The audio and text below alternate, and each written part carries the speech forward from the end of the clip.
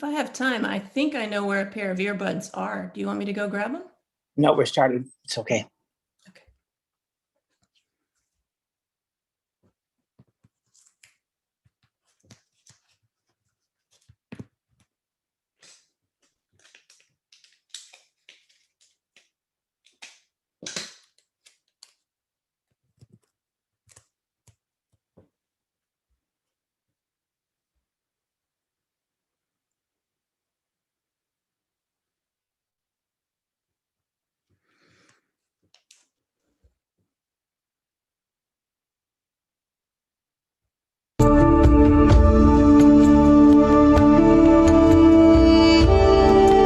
What happens when we begin to realize that the 200-year experiment we've called the American healthcare system has failed? Tune in to Awakened Wellness with Mylaine Riobe, MD, and join the conversation about how to heal our broken system to reverse our current health crisis. The entire world is looking for answers, and the truth is hidden in plain sight. Learn how spirituality, ancient traditions, and cutting-edge science are merging to create a new paradigm of wellness every Wednesday at 12 a.m. and 12 p.m. Eastern Time, with live video shows every first and third Wednesday at 12 p.m. Eastern Time, when you can call in and ask the questions that matter most to you.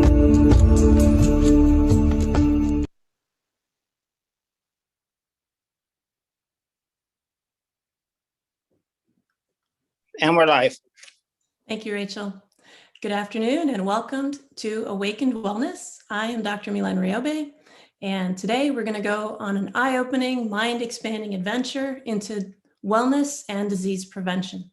We'll be debunking some myths and looking at how ancient traditions help corroborate what cutting-edge science is telling us to help us to thrive and stay healthy during these interesting and trying times.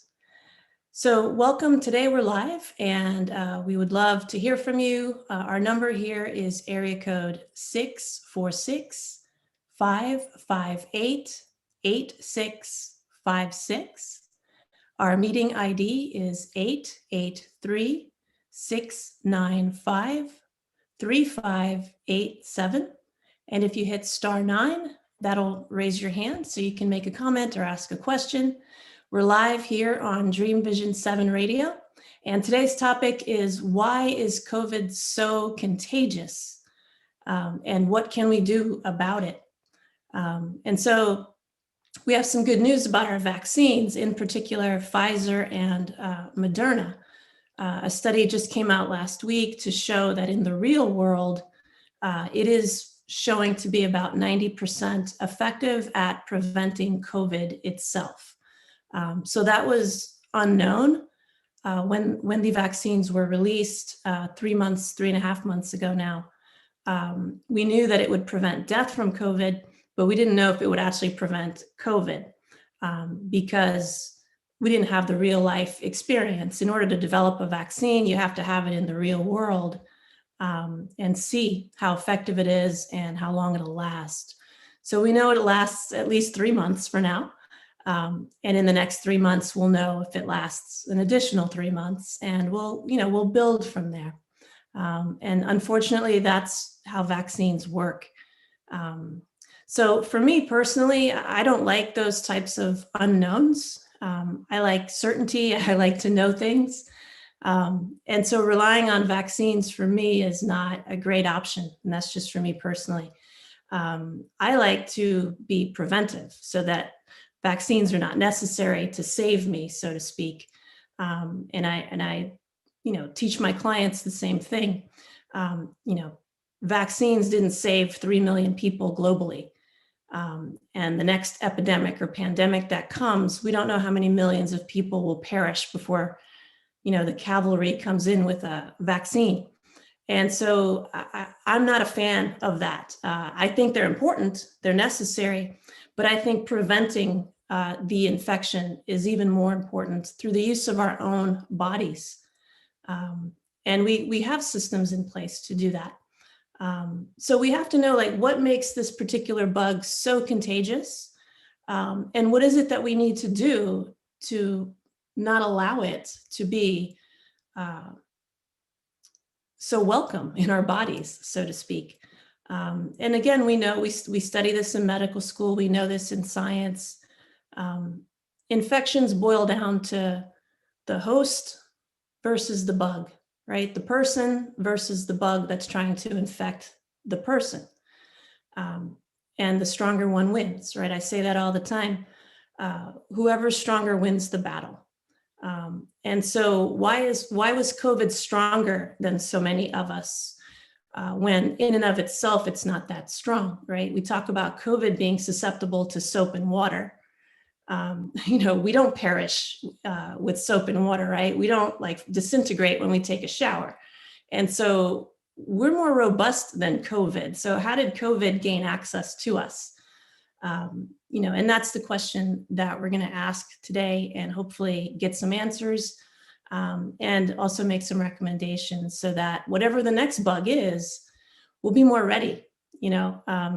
That's what I like. I like that certainty of knowing that I have done everything that I can do to shore up my own defenses, to be healthy, to be thriving, so that whatever is out there, I can maneuver my way through. And I believe that should be what we all strive for on a global scale. And so what makes COVID so contagious, right? It has something called a spike protein on its surface. So the reason it's called coronavirus is because it looks somewhat like a crown. And when we look at a crown, a crown has spikes on it with little points at the ends. And that's what coronavirus uses to access our lungs, basically our mucous membranes. And so the spike protein allows it to kind of just drill in, attach itself, and it goes in through the ACE2 receptors on the cells that line the mucous membranes of our lungs, and that's what allows it to access the body. And viruses are not really alive, but they're not really dead, right? They're somewhere between a living organism and a not living organism, but they're smart. They have intelligence. So they mutate, they adjust. And so coronavirus has been able to adjust and build more sophisticated spike proteins to allow it to become as much as 8 times more contagious as it has mutated over time.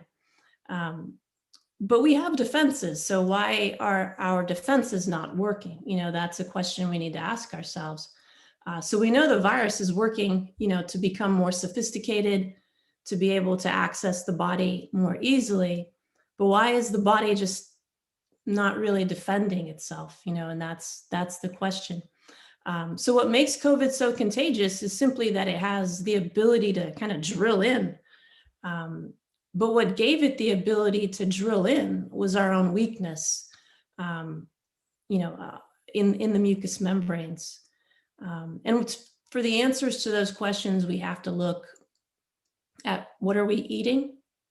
What types of stress levels do we have in our lives? Are we sleeping adequately? Are we exercising? Are we resting sufficiently? There's 4 basic pillars, right, that we tend to move away from in our lives that allows us to get sick. If we don't have our diet, our movement, our breathing, right, and our rest, that's what creates the holes in the fortress, so to speak, that allows something like a COVID or a flu or even a cancer cell to develop. Cancer is like an enemy that is from inside the fortress, right? It's not an enemy that's trying to come in. It's one that actually develops within the fortress. But for the same reasons, right? The host has to be weak enough to allow the cancer cell to develop and survive and multiply. So cancer is not unlike an infection. It's just that it forms from within instead of without attacking. So there has to be a weakness there. And I always teach my clients, you have to work on the 4 pillars. If you don't have those 4 pillars together, then you're not going to have stability, right?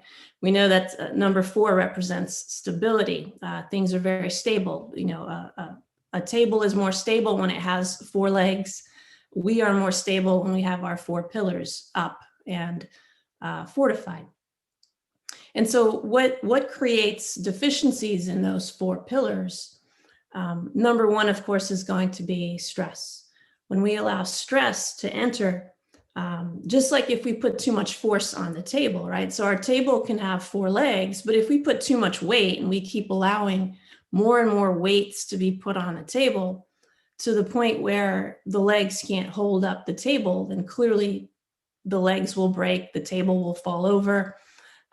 Something's going to happen to destabilize the table. And it's the same thing for us. If we allow too many stressors to come in, our 4 pillars get shaken and they start to crumble. And if one goes down, they all go down, right? If one leg of your table goes down, it's going to be really hard to keep the table up, especially when it's been under a lot of weight, right? If there was nothing on the table, no stress, you might be able to get by with just 3 legs, but if there's a bunch of things on your table and one leg goes out, the whole table is going to crash. And we know that, based on our own experiences, right, in life. And so our bodies are no different. If we allow too much stress into our lives that has an impact on our bodies, then we will, crash and burn, so to speak. Or have, again, weaknesses in our fortress. In Chinese medicine, our defensive energy that keeps things out is called Wei Qi. So it's W-E-I, Wei, Qi, Q-I. And it circulates during the day mostly. It circulates on the surface of the body, defending all day. And then at night, it kind of recedes inwards a little bit because, we're resting.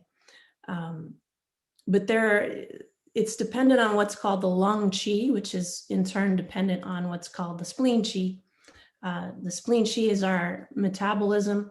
Our metabolism is created by our food and oxygen being mixed in the body to make energy. And it's that energy that we call metabolism that is then used to power all of our body function, one of the most critical of which is our immune system. So this Wei Qi circulates and it defends us at all times. And certain things will cause it to deteriorate, most significant of which are gastrointestinal issues, or poor diet or stress. So what is stress? Stress is something that we talk about a lot, but no one really ever defines stress. We just know it's not a good thing. We don't like it. We want to get rid of it, but we don't really quite know what the boundaries of stress are. Like what's stress, And technically stress is anything that causes an imbalance in the body, or in any system really, but we're talking about the human body here. So stress is anything that causes an imbalance in the body. And that can be a good or a bad stress, right? You could be, getting ready for a wedding, that's stress. And if you don't maintain your balance as you're getting ready for that wedding, you can get sick or you can make mental mistakes, forget things. You may be exhausted. So even a good stress can become a negative stress, or what in Chinese medicine they would call a pathological balance. So it's anything that causes an imbalance in the body, good or bad. So if you're lacking sleep, that's a stressor, right? So for women, we need at least 7 hours of sleep a night just to maintain the status quo. If we have been, burning the candle at both ends, we need up to 9 hours, maybe 10, to make up for that. Men typically need about 8 hours of sleep. And same thing goes for them, right? If they've been burning the candles at both ends, they may need 9 or 10 hours to make up for that. We often believe that we can't make up for lost sleep. That's not necessarily true. It's just that if you want to make up for lost sleep, you have to commit to it. And you have to build up, your time. You have to buy back your time by sleeping more consistently every night. So if you had a rough go for 3 months, it might take you 3 to 4 to 5 months of sleeping an additional 2 hours a night to catch up with the stress of having not slept for 3 months, or not slept appropriately for 3 months. So you can buy back time.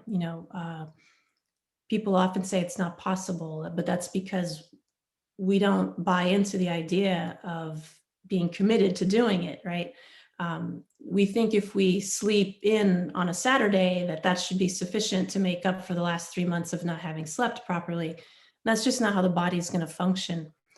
So we just have to make a commitment to go to bed earlier, and catch up on that sleep to keep that one pillar up, right? Other stressors are going to be bad food or missing food. Some people don't eat enough. They're so stressed out, they're not eating. They miss breakfast, they skip lunch, and maybe they have a big dinner, and that's it. If you don't feed your body, it can't function. I see this a lot with clients who want to lose weight. They'll have like one meal a day. And some of them even gain weight doing that, right? And that's because you're basically destroying your metabolism when you do that. People think, well, I want to lose weight, so I have to eat fewer calories. And that's true to a point, but if you stress the body out too much, in other words, if you eat too little calories, your body will adjust itself for survival's sake, and it will drop its metabolism rather drastically, so that it burns fewer calories, and you could actually potentially gain weight eating less. So the body doesn't like to be distressed. The body doesn't like to be surprised. And so eating sufficiently at the right intervals is very important. So if you are trying to really be optimal in your health, ideally you want to eat about every 3 hours. Nothing big, you don't want massive meals. You want 150 to 200 calories per meal. I'm a huge protein fan. I know that's not very popular in a lot of places, but I believe that we need a lot of protein because our body is made of protein. So if you want to maintain the health of your body, you have to eat a lot of protein so that the body has that protein available to restore itself and to regenerate itself. We don't have the same body, for very long. Our body is incessantly turning itself over. Old cells are dying, new cells are being generated. And so if we're not eating and consuming protein for those processes to take place, they can't take place. And so we'll see that our skin turns dry. We'll see, we're losing muscle mass, or we're losing bone mass.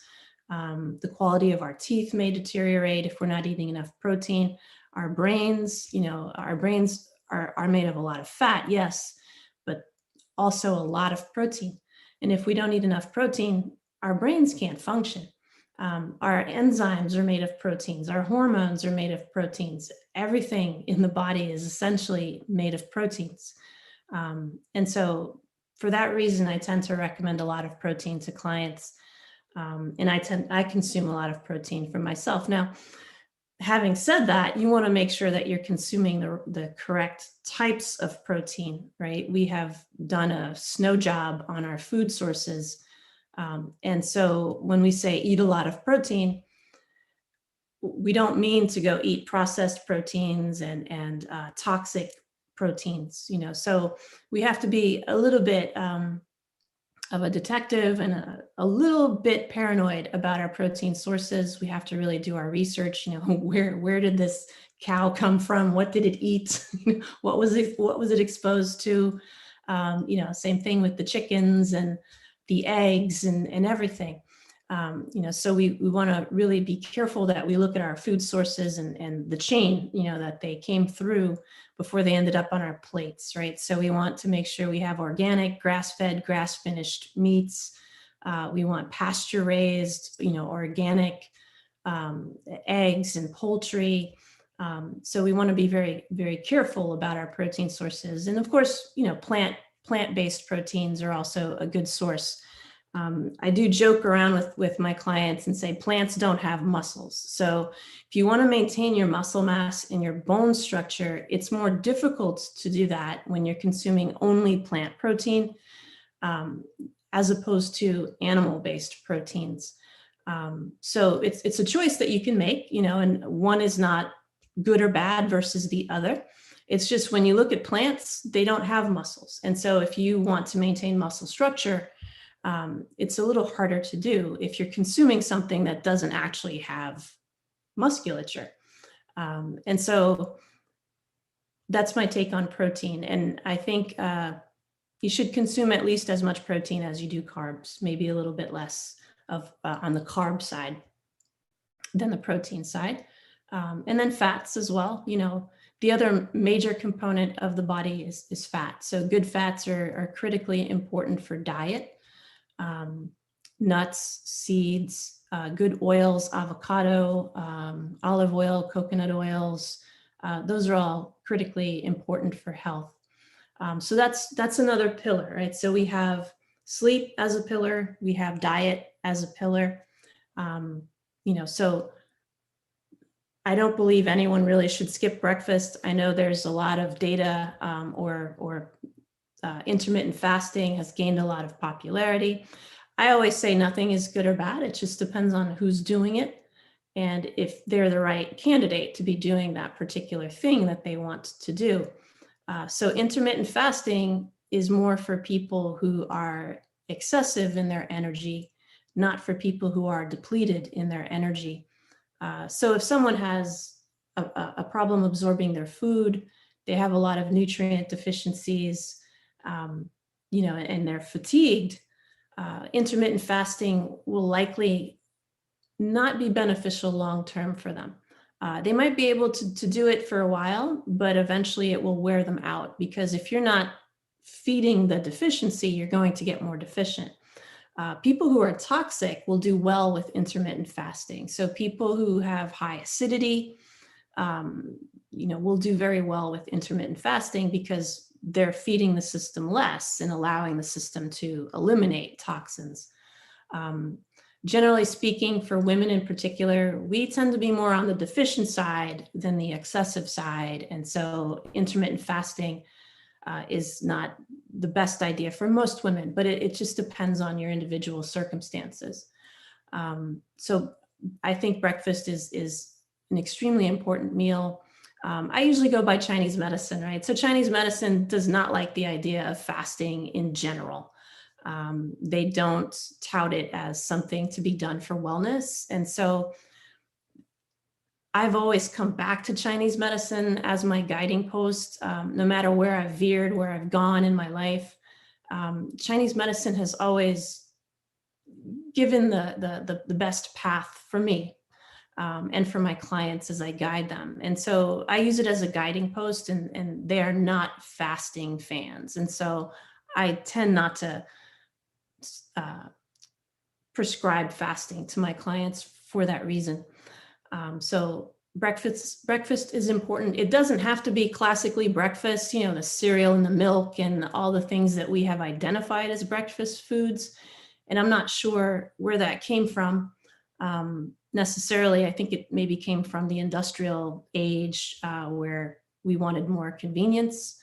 Women used to have to get up at 4 and 5 o'clock in the morning to fix a meal. And then cereal came along and it was like the holy grail. And then that stuck as what breakfast had become. But, you can have dinner for breakfast. There's nothing that says we have to have a bagel for breakfast or eggs for breakfast. I'll sometimes have eggs for dinner, as long as it's a solid protein, some really good vegetables, whether they're cruciferous vegetables or green leafy vegetables or bright colored, vegetables, doesn't really matter, but a good variety and some good fats, and some root vegetables, maybe sweet potato, small, nothing big, that could be breakfast. But I don't believe breakfast should be missed. In Chinese medicine, they say to eat breakfast like a king, lunch like a queen, and dinner like a pauper. right? You shouldn't be full going to bed.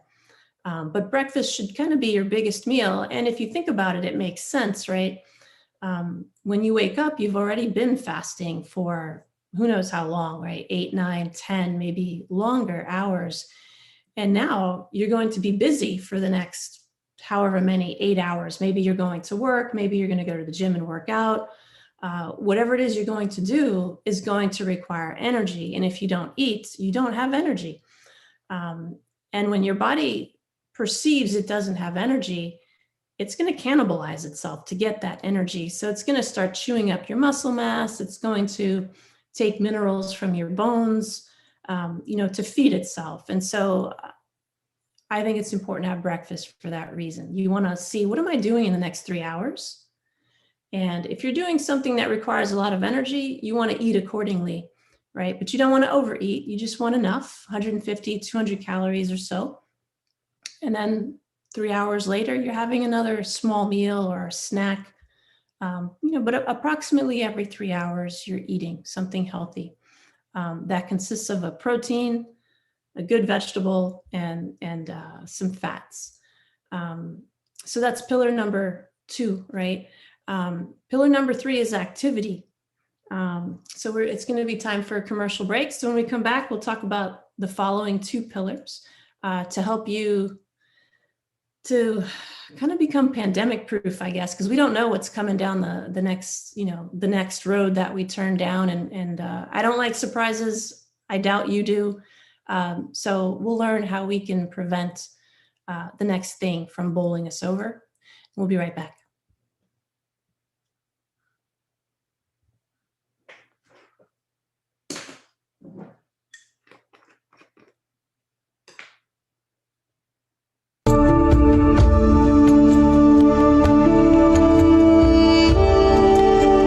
What happens when we begin to realize that the 200-year experiment we've called the American healthcare system has failed? Learn how spirituality, ancient traditions, and cutting-edge science are merging to create a new paradigm of wellness on Awakened Wellness with Mylaine Riobe, MD. Tune in every Wednesday at 12 a.m. and 12 p.m. Eastern Time with live video shows every first and third Wednesday at 12 p.m. Eastern, when you can call in and ask Dr. Mylaine the questions that matter most to you.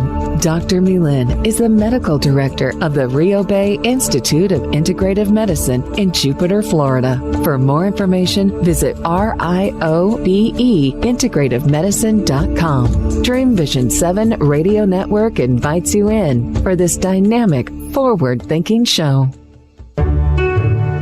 Join Dr. Bernie Siegel on Mind Health Matters every Thursday and Friday, 12 a.m. and 12 p.m. Eastern Time on syndicated Dream Vision 7 Radio Network. Bernie will draw from his inspirational personal journey, offering us special nuggets of his sacred wisdom weaved through his delightful stories. Listen in as Bernie reminds us to be fully engaged in life.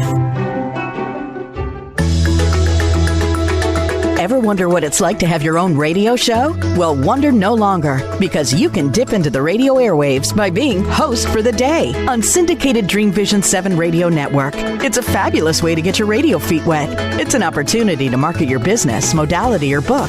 Have a guest, mention a sponsor, and take callers. Or you may want to facilitate a lesson by going solo. It's up to you. Listeners can be online, mobile, in cars with Bluetooth, or listen through Amazon's Echo by asking, Alexa, play Dream Vision 7 Radio Network. For more details, go to dreamvision7radio.com and click on Host for the Day.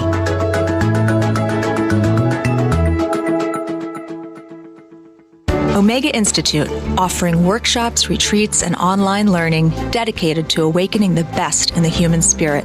For over 40 years, Omega has seen more than 1 million people come through its doors to grow, learn, and find a greater sense of purpose. With over 350 workshops to choose from, Omega offers something for everyone. Located in Rhinebeck, New York, Just 90 miles north of New York City, Omega's natural environment and quiet pace allow for extraordinary experiences to unfold. Learn more at eomega.org or call 877-944-2002. Again, 877-944-2002. Delight your kids with an enchanting journey by reading the Paper Doll Kids children's book by Deborah Beauvais and Janine Sullivan. There's even a catchy tune, Kids for Love Song, produced by Bob Sherwood and sung by kids just like yours. The story weaves around 7 paper dolls flying around the world doing good deeds as they bring important attention to our endangered animal friends. There's even a magical ring with a universal message. Kids become interested in service projects, action through compassion, and planting seeds that nurture positive change.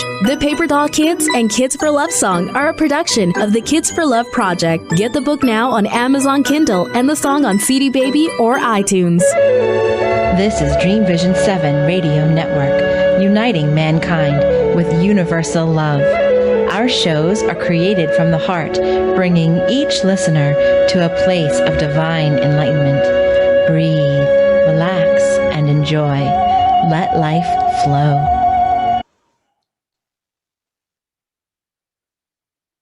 And we're back. Thank you, Rachel. All right, welcome back to Dream Vision 7 Radio. I'm Dr. Mylaine Riobe, and today we are talking about why COVID is so contagious and what you can do, not only to prevent COVID, but the next thing, whatever that is. The World Health Organization released a report in 2018 that we should fasten our seatbelts because epidemics and pandemics are on the rise. And so rather than panicking and retreating away from our lives, I believe that we need to shore up our defenses. I'm a big proponent of prevention. I'm not suggesting, of course, that we don't follow all of the recommendations out there, social distancing, masking, we have to utilize all of the tools that we have available to us. Vaccines, masks, hand washing, social distancing, all critical. But if we really want to get to the roots of why these things are happening, we have to look a little deeper than that and work behind the scenes. And so we talked about the first 2 pillars of wellness, first being sleep, the second being what we eat, what we consume. The third is exercise, moving. We're not designed to be stagnant. We are designed to be fluid and dynamic and move. And of course, that's to be done in balance. There is such a thing as over-exercising. There is such a thing as under-exercising. And so how do you strike that balance, and where do you find the time, right? I always tell people, time is a choice. It's not something that we're victims of. It's a choice that we make every day. There's only 24 hours in the day, right? And I just told you need to take at least 8 hours away to sleep. So that leaves another 16, and maybe 8 of those are spent working, but there's another 8, right? That we can make choices about. And so I think it's important that one of those choices be exercise. It doesn't have to be anything crazy, but it does need to be something that stimulates the body to restore itself, to recover, to repair damage, and to keep itself vital and strong. So there are 2 types of exercise, right? There's aerobic exercise and there is anaerobic exercise, both of which are important. Aerobic is probably the one that people are most familiar with. It's the power walking, it's running, it's the treadmill, biking, all those types of exercises where, we get our heart rate up and we keep it up for a specified period of time. We know that we burn a specific number of calories during that time. And then when we stop the activity, we stop burning those calories. And so it's kind of this burst of energy expenditure, and then it trails off. For me, I believe we need to marry that to anaerobic exercise, which is more weightlifting. or resistance training. It's important to have both, because if you don't have both, you tend to overdo one and not the other. So we've all seen, the long distance runners who are very lanky and they tend to develop osteoporosis. They don't have a lot of muscle tone, and that's because there is no anaerobic activity in running. And so when you lose your muscle mass and you lose your bone structure, it's not really healthy. We're learning that the structure of our bones are really an indication of our overall health. In Chinese medicine, the kidney rules the bones, and the kidney is the root source of energy and our essence in Chinese medicine. So if we over-engage in activities that lead to loss of bone structure, either through too much exercise or not enough, right? Then our overall health will suffer. So there has to be balance. And that balance comes with something that's anaerobic, some type of resistance training, whether it's lifting weights, resistance bands, Pilates. You can play around and see what you enjoy more. But that balance between building up the body and allowing toxins to leave the body is critically important. And that's part of what exercise is for. When we exercise, we sweat, toxins come out through our skin. You tend to urinate more, when you exercise. So toxins are leaving through the urine. And anaerobic exercise is we're building up the body's structures. We're not allowing the body to fall apart. And so, 30 minutes of weight training or circuits or Pilates, and, another 20 minutes or so of something aerobic, whether it's, I like to recline bike so I can read while I'm biking. But I have some clients who like to ride in the street.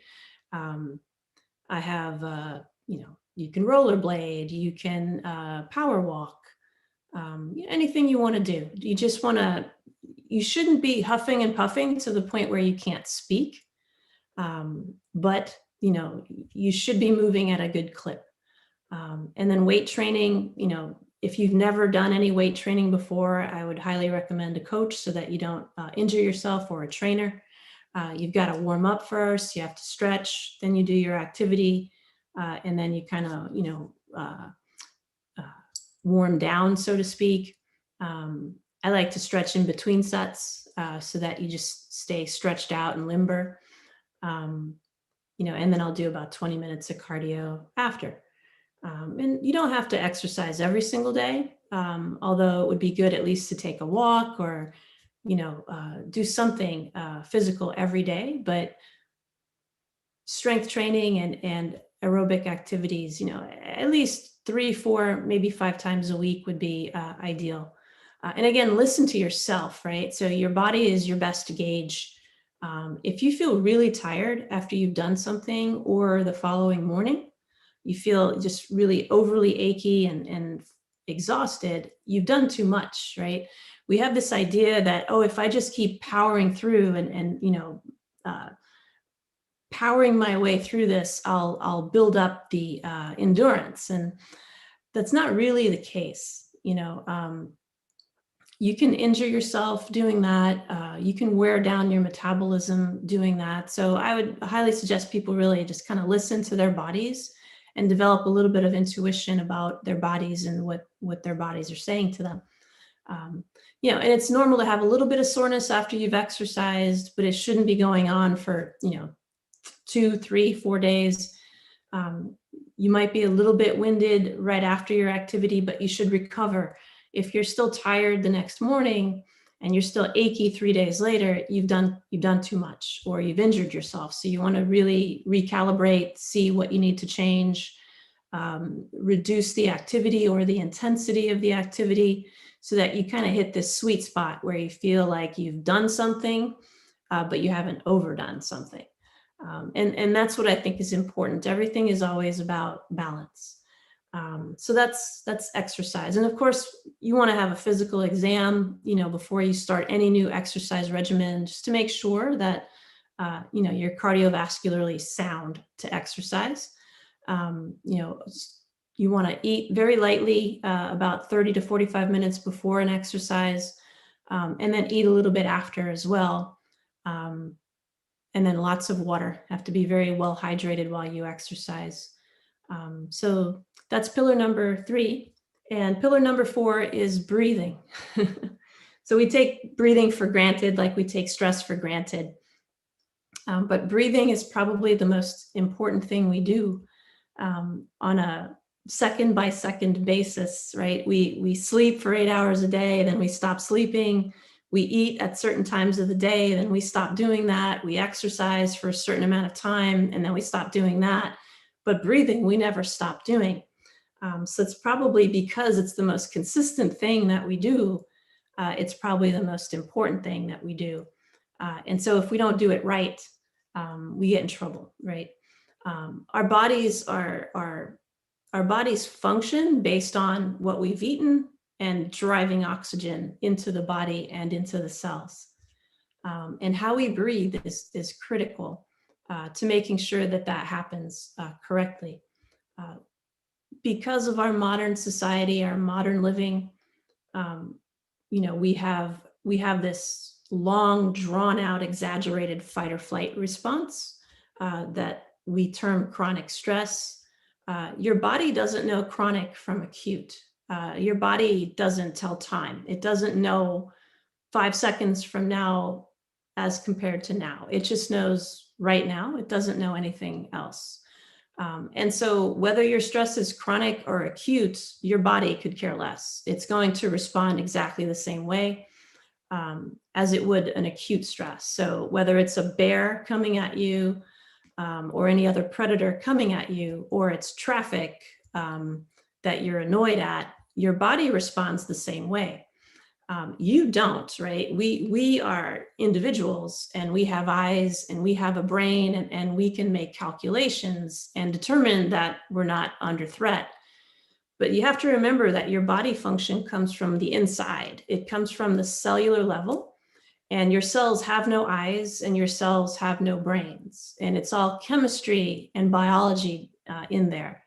And so while you're driving along and you know that, I'm just angry because I'm sitting in traffic and there's construction again and I've hit every red light and I'm going to be late, your cells don't know that from an actual predator trying to kill you.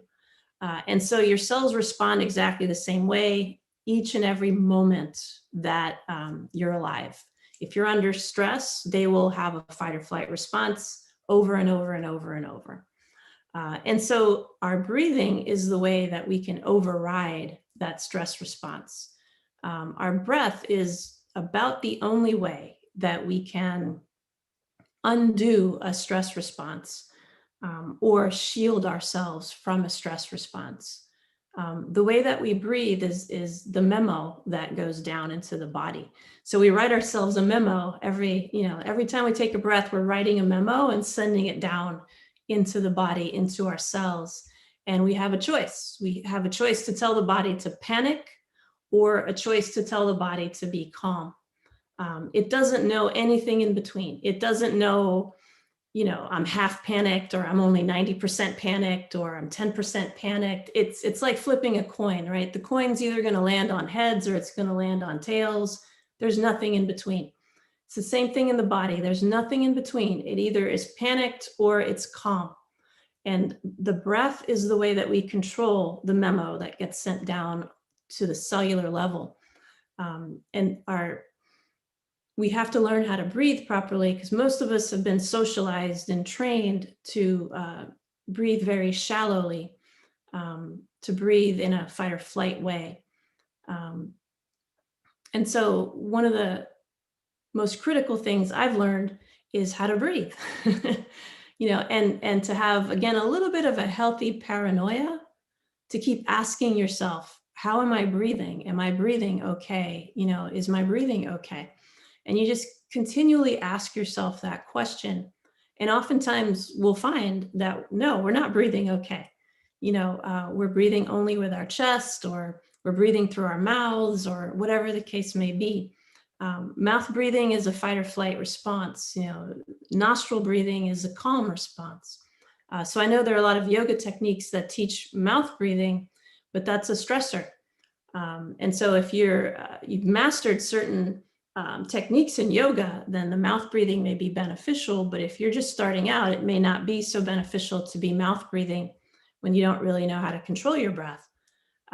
So I believe in the technique taught by the HeartMath Institute up in Redwood, California. They have what's called a quick coherence technique that I coach my clients on.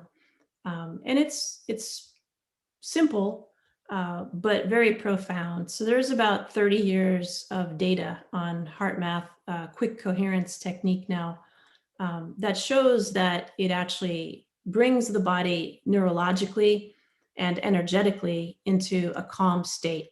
And when we come back from this commercial break, we'll talk about HeartMath quick coherence and how that can protect you and build up your defenses.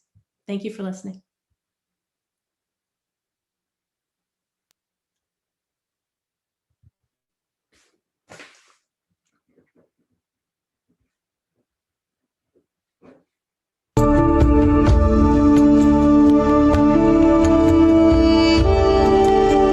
What happens when we begin to realize that the 200-year experiment we've called the American healthcare system has failed? Learn how spirituality, ancient traditions, and cutting-edge science are merging to create a new paradigm of wellness on Awakened Wellness with Mylaine Riobe, MD. Tune in every Wednesday at 12 a.m. and 12 p.m. Eastern Time with live video shows every first and third Wednesday at 12 p.m. Eastern, when you can call in and ask Dr. Mylaine the questions that matter most to you.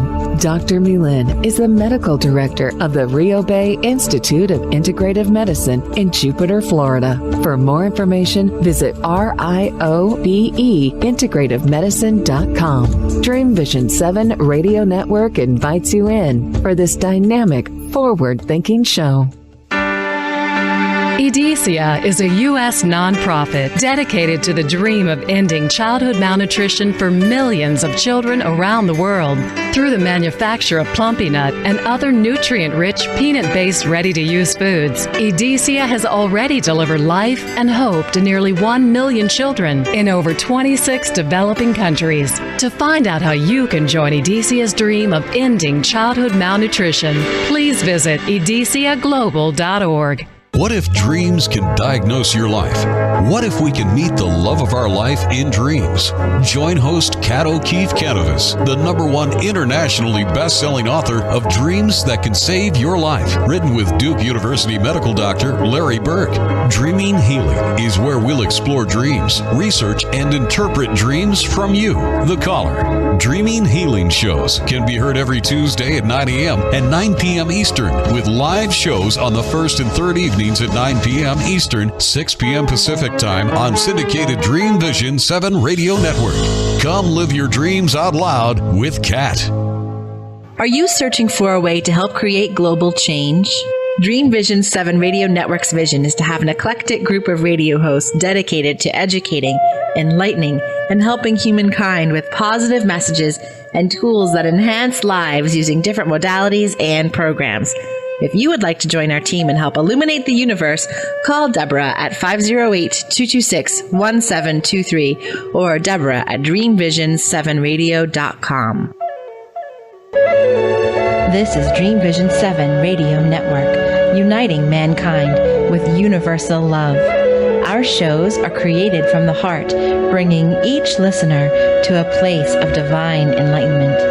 Breathe, relax, and enjoy. Let life flow.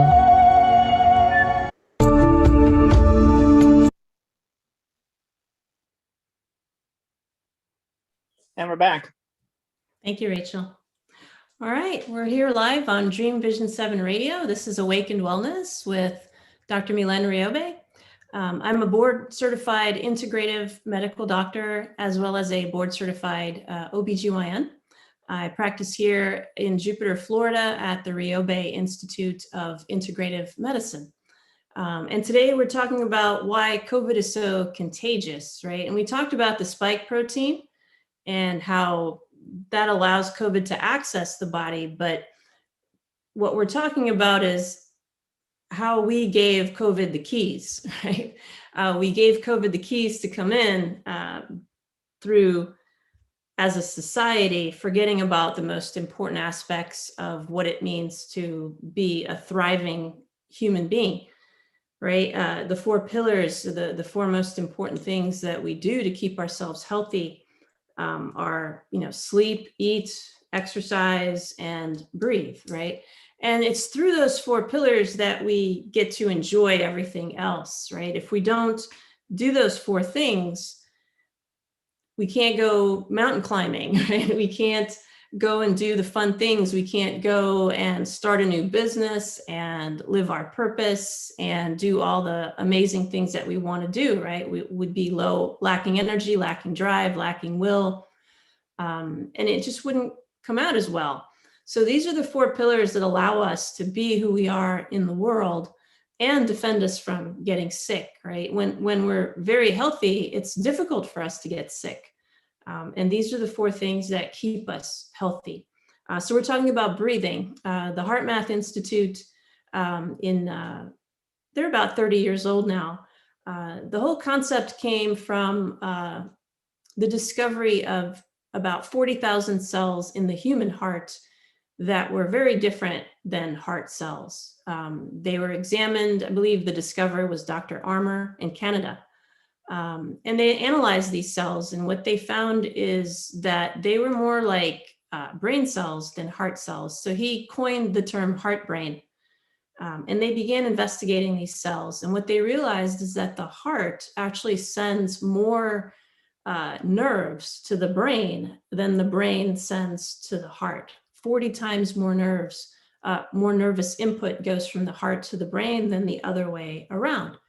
And that was completely counter to what was believed at the time. But now what we're realizing is the heart actually controls the brain, not the physical heart that pumps blood, but the energy field of the heart. So what they also discovered was an electromagnetic field coming from the heart that's 100 times more powerful than any other electromagnetic field in the body, including that of the brain. They tried to measure it with a machine called a squid, but it maxed out the machine. So they know that it leaves the body, it's not confined. It goes at least 8 to 11 feet, and then they don't know where it goes from there. Ancient traditions will tell us that it's infinite, right? In Chinese medicine, they say that the heart houses the mind. The mind is not the brain in Chinese medicine. The mind is everywhere. It's almost like the spirit, but it's not the spirit. It's different. But they do say that the mind is everywhere, unlike the brain, which is in our skulls. It's a physical structure. The mind is not a physical structure. It's an ethereal structure, and that it's housed in the heart. So it kind of threw the brain out as the thinker and put the heart up there as the thinker of the body. So what we're realizing about the brain is that it's a receiver, not a thinker. And it's the heart that informs the brain, and then the brain receives the signals and then transmits the memo, right? And we can control that through our breath. So when we breathe in a very relaxed way, using the belly and the chest, breathing through the nostrils, we send the memo, we allow the heart to control the brain, which then sends the calm memo down into the body. We have lots of research to show that negative thoughts create negative biochemistry in the body and release all kinds of different hormones and activate different types of genes that can make us sick. We also know that positive thoughts can do the opposite. They will activate other types of genes. They will initiate different biochemistry in the body that leads to good health. So which division, whether we get the heads or the tails when we flip the coin, has to do with our breathing. So the quick coherence technique is breathing through the nostrils in a very relaxed way, using your belly and your chest at the same time. So we're not using our lungs to drive air into them. We're using our belly. When you expand your belly, it creates a vacuum, and then it almost drives the air in. And then we just kind of let the air out. The goal is to be very, very relaxed when you breathe, but try and make it a 5-second in-breath or inhale and a 5-second exhale. The reason for the number 5 seconds, is because that's the magic number that tells your body to relax. But most people don't take that long of a breath, right? If we were to inhale for 5 seconds and exhale for 5 seconds, that's a 10-second breath. That's only 6 breaths per minute. Most of us don't breathe that way. We breathe about 12 breath cycles a minute. So this is a very long breath, and you can't run away from a bear and take a 10-second breath at the same time. And so your body then will know automatically that it's not under threat. So that's where the 5 seconds in and 5 seconds out come from. But if you're not comfortable breathing that long, then you shouldn't breathe that long. So you breathe up to the level of comfort. And if that's just a 3-second inhale and a 3-second exhale, then that's what you do. Because the key is to stay relaxed and then to build the muscle memory, right? So we build the muscle memory. If you go to the gym and you can only lift 5 pounds, you know that if I go to the gym 3-4 times a week and I keep lifting this 5-pound weight, eventually it'll become a 7-pound weight, and eventually it'll become a 10-pound weight, and I can build from that. It's the same concept here. If I breathe for 3 seconds in and 3 seconds out, eventually my body will accommodate that, and I'll be able to breathe for 4 seconds in and 4 seconds out. And then eventually I'll hit my 5-second mark. And once you can do that, that's the magic number that tells your body to actually relax. And they ask that you do that for 3 minutes, and that you combine it with, they want you to focus on the heart. So they want you to feel like the breath is going, like you're breathing with your heart. And you can feel that because that's where the air actually separates to go into the lungs, is at the level of the heart. So you can feel that little burst of air when you take a breath. And they want you to focus on feeling that little puff of air in the heart, and then thinking about thoughts that bring you overwhelming joy, things that make you super happy. They don't have to be earthly things. You can be in outer space, you can be under the ocean, you can be wherever you want. Just bring in those thoughts that make you really happy. That's the key. And you do that for 3 minutes, and then you're done. And they've done studies to show that it has a 6-hour lingering effect. So breathing properly for 3 minutes actually lasts 6 hours. And if you do that 3 times a day, you have 18 hours covered, right? And the other time you're sleeping. And so I recommend to my clients that they do HeartMath in the morning, sometime in the middle of the day, and then before bed. And they have a ton of studies. You can go take a peek for yourself if you like at heartmath.org. They have a little sensor that you can plug into your phone that will help guide you in the techniques. But it's just a huge help. Breathing is so important, and every breath we take tells our body whether to panic or relax. And so breathing is super important. So we started out with COVID, and we ended up with lifestyle, right? Because COVID is about lifestyle. Any disease, any infection, anything that is inconsistent with thriving and being healthy is about somewhere we've gone astray with our lifestyle. And bringing back a healthy lifestyle where all 4 pillars are stable is the goal. And that will help reduce epidemics, pandemics, chronic disease burdens, et cetera, over time. And it sounds really simplistic, but it's not. It's how we were designed to be on the planet. And if we don't go back to that, we will continue to spiral into all these tangents. And so I hope you found today's show beneficial. You're welcome to reach out to us on info@riobeintegrativemedicine.com. Riobe is spelled R-I-O-B as in boy, E as in Edward. And I look forward to seeing you again on the first Wednesday of next month. Thank you so much for listening, and be well. Many blessings to you and your family, and I'll see you next time. Thank you.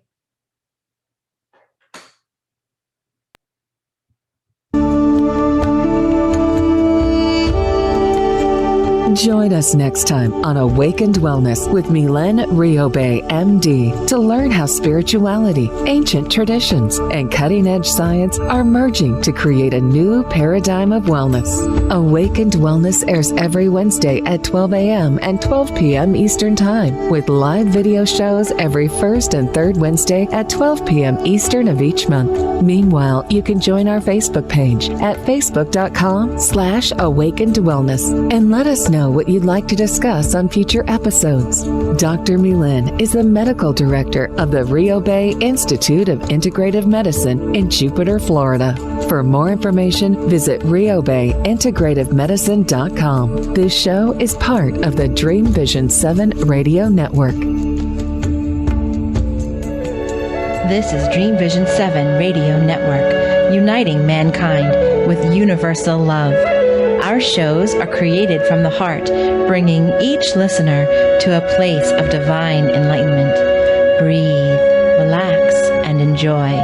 Let life flow.